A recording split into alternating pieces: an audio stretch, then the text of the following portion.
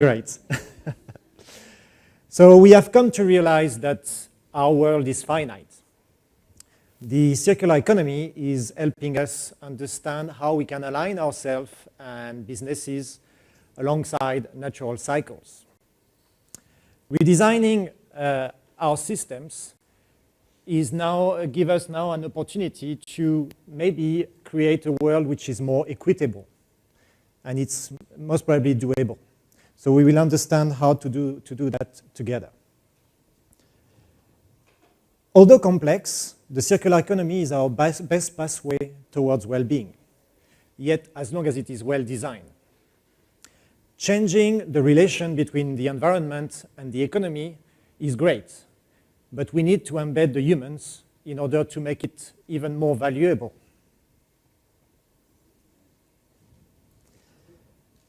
The economy that we have been designing so far has been highly destructive to our planet. What we call the technosphere, based on fossil fuel and fossils, has been highly destructive. Therefore, we would need to fix those cracks that have been created through the technosphere. One way to look at solutions could be to see where the highest stock of resources is available at hand. One first stock of resources is our biosphere. This is a self-regenerated ecosystemic metabolism that helps us understand how to create abundance of flow. So this is a first stock of innovation that we can tap into. The second stock of resources is us, humans. We are numerous. We are growing fast. So how about tapping into that stock of resource as well? So both the biosphere and the humans could be bringing us innovation and help us fix those cracks. First, the technosphere. This is the right-hand side of the butterfly diagram of the Ellen MacArthur Foundation.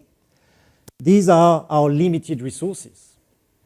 All the robots, all the cars, all the machineries that we design depends on elements, and those elements are limited.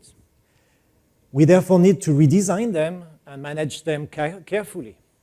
The focus here is reduce energy, grant more access to that technosphere, and maintain the value as high as possible. The second sphere is the biosphere. This is a disappearing pot of resources, and we need to urgently protect and restore that stock of resources in order to understand how to follow natural cycles and create abundance of flow. The focus here is in mimicking the cycles and rebuilding the biosphere. Lastly, us humans, okay? Us humans, we are an abundant stock of resources. We are endless energy. We are a stock of knowledge that needs to be maintained and improved on a regular basis. We are highly versatile, adaptable, and creative. It's not me saying that, it's Professor Walter Stahel from the performance economy. The focus here is to constantly develop those capabilities of humans and to keep education as high as possible. Our stock of knowledge is the most precious stock in a circular economy which is well designed. Yet, there is no dedicated sphere. Again, Professor Stahel is telling us that in a linear economy, we need 3 times more energy than manpower. Whereas in a circular economy, we should be using that manpower 3 times more than energy. So what are we waiting for? A possible pathway for circular innovation could be this kind of Marshall Plan's decision-making process, where we would first, what I call the golden rule, first protect the natural capital and develop it. This is the only time we should use the word growth. Okay? This is the only capital that we need to grow. This is the natural capital. Then use the human capital and make sure we use and abuse of that human capital. And lastly, protect and value the remanufactured capital. In this order, we would therefore also protect the human capital before the remanufactured capital. To give you an example, jumping straight into the technologies because technologies will save us might not be the right pathway in your decision-making process. Any technology that replaces humans that do not absorb CO2 is a wrong technology. We have humans at hand, so why jumping straight into robots? Robots could be engineered by humans. We are the energy to actionate the robots. Why not using us? So the strategies here is to rebuild the natural capital, to spread the human capitals in between the natural capital and the remanufactured capital, and to use us to increase the value of the goods that we are using every day. So let's modify the butterfly diagram. I know that the butterfly diagram has the central spine, which is our linear economy, that is helping us to understand how to create feedback loops on both sides, on the biosphere and on the technosphere. But let's imagine we are in an advanced circular economic model, and we have inserted now a human sphere. And by inserting that human sphere, it helps us understand our role in this next economy. Where are we? What is our role and what is expected of us? And by inserting that human sphere, we understand the flows and we understand the strategies that we need to do to implement in order to, on one hand, rebuild the biosphere, and on the other hand, maintain the value of the technosphere as high as possible. To do that, the strategy on the left-hand side is about adaptation. We are nature, we are humans that needs to rebuild the biosphere. The strategy of adaptation is about seeing us as energy and as resources. I will take the famous example of the ants. The ants weight more than 7 billion people on the planet. Yet the ants are rebuilding the biosphere every day. Why are we restricting it? So first strategy, adaptation. The feedback loop from the biosphere would be helping us on evolution and improve our lives and food. Since we have been adaptable to the biosphere, the feedback loops will bring us better life and better food. On the right-hand side, our relation with the technosphere is about valorization.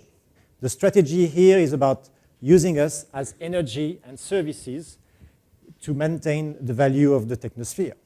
And the feedback loop from the technosphere would be about advancement. I will change the word development because I prefer advancement.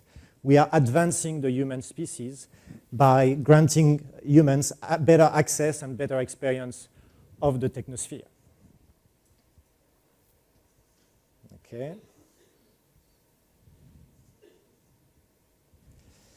There are two business models from this human sphere that we can extract from. The first one in green, human as a resource. This is your input model. Humans are nature. We are flows of energy and matter.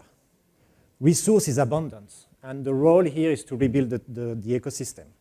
So we should move from reconnecting with nature, what we learn with biomimicry, to be nature. We are part of nature.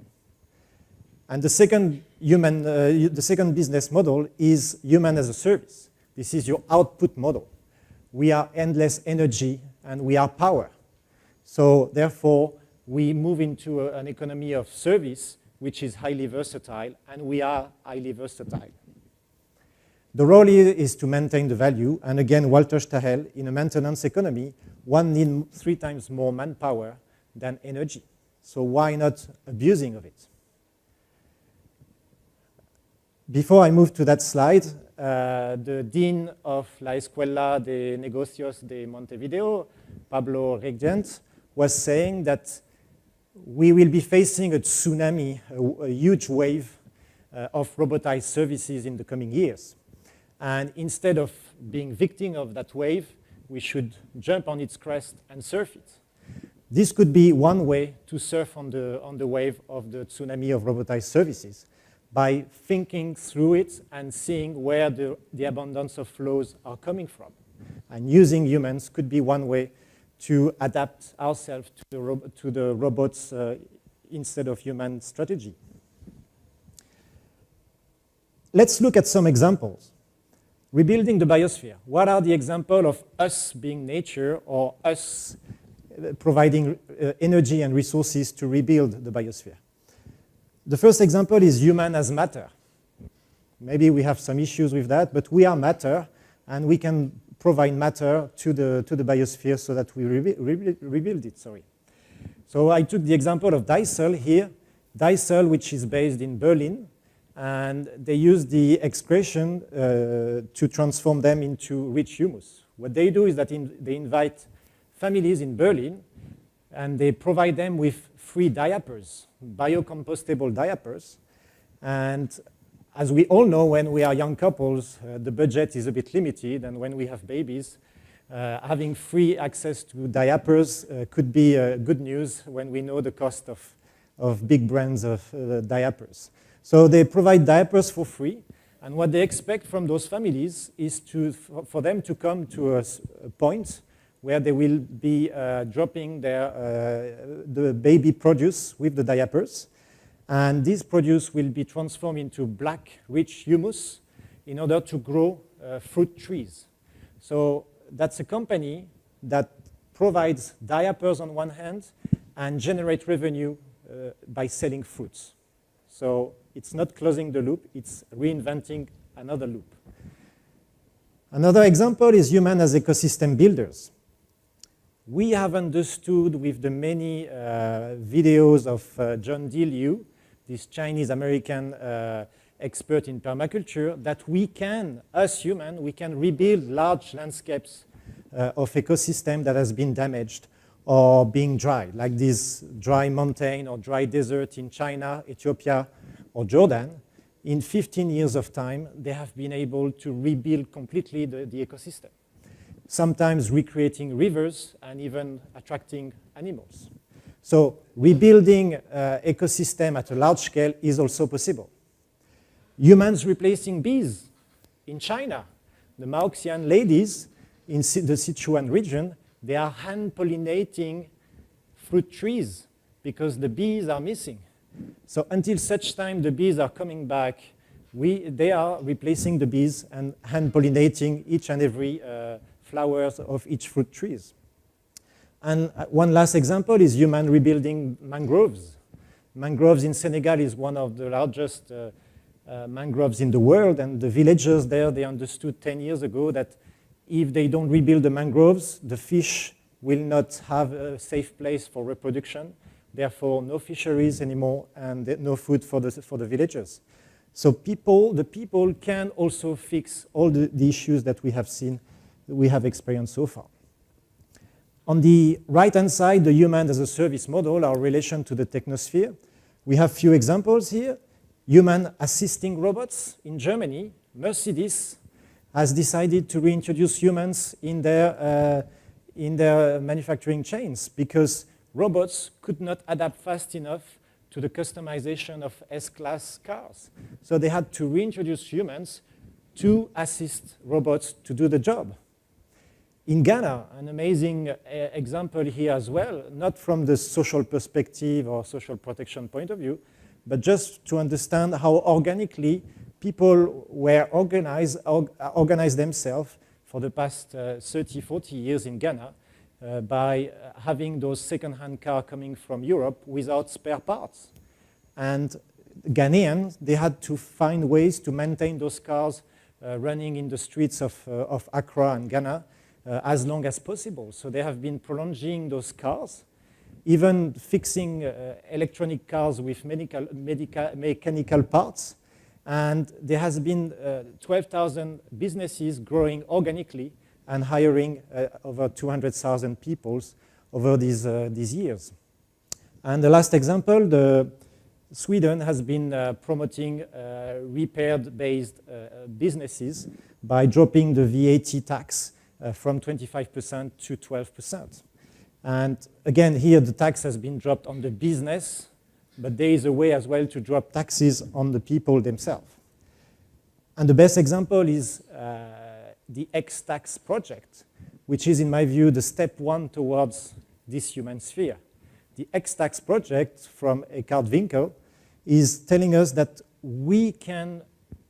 government can create a tax system whereby we will be lowering taxes on labor and increasing taxes on fossil fuel or fossil-based resources, as well as other resources that are limited, in order to unleash the power of humans fixing the resources in a scarce economy.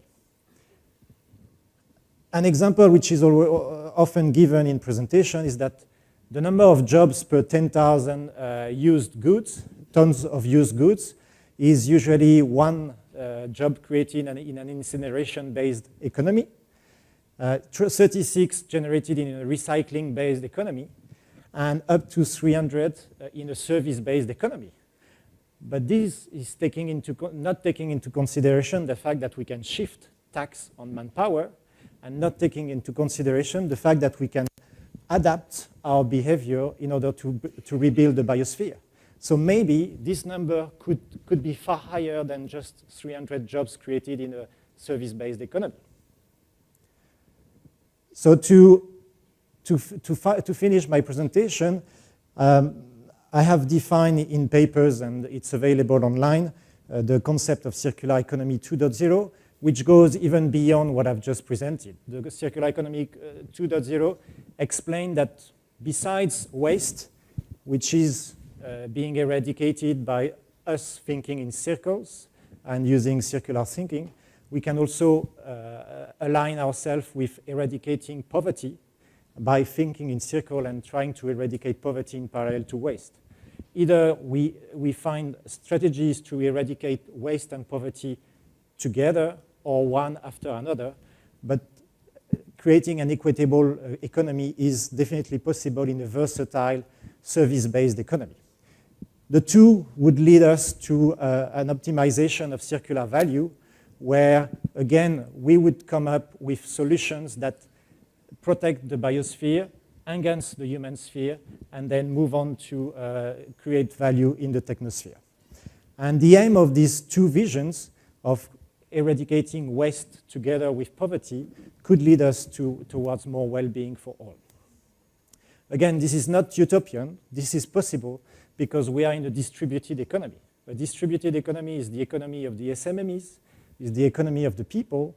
Abundance of flows are available to every one of us, and this kind of economy is possible to benefit 100% of the people on the planet. Thank you.